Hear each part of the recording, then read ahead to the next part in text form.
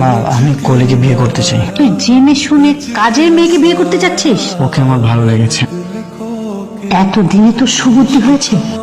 আর ওই মেয়েটাকে তো আমার নিজেরও পছন্দ। তোদের বিয়ের ব্যবস্থা করছি।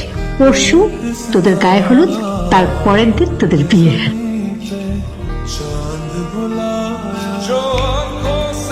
তোমাকে তো অনেক সুন্দর লাগছে। সবার আগে তাহলে আমি হলুদটা দিয়ে দিই। আমাকে হলুদ দেওয়ার পারমিশন কে দিয়েছে আপনাকে? তা অবশ্য তুমি ঠিক বলেছো। আমি কিন্তু আপনাকে হলুদ মাখিয়ে দেবো। পারলে আমাকে টাচ করতে দেখাও। কাজের মেয়েটাকে তুমি বিয়ে করছো? ও কোনো কাজের মেয়ে না। যার মা বাবার কোনো পরিচয় নেই, ওর মতো এতিম একটা মেয়ে তোমার বউ হবে? তবে সবাইকে বলতো তোর নিজের পরিচয় কি। কলি, তুমি তোমার বাবার নামটা বলে দাও তো। আমার মনে হয় বাবা ছাড়াই ওর মা ওকে অবৈধভাবে জন্ম দিয়েছে। বলি আমার মেয়ে, আমি ওর বাবা। বড় কষ্টদায়ক হচ্ছে যদি তার সন্তানরা তাকে মৃত বলে ঘোষণা করে। বাবা আমাকে ক্ষমা করে দাও। তাহলে বাবা মেয়ের সম্পর্কে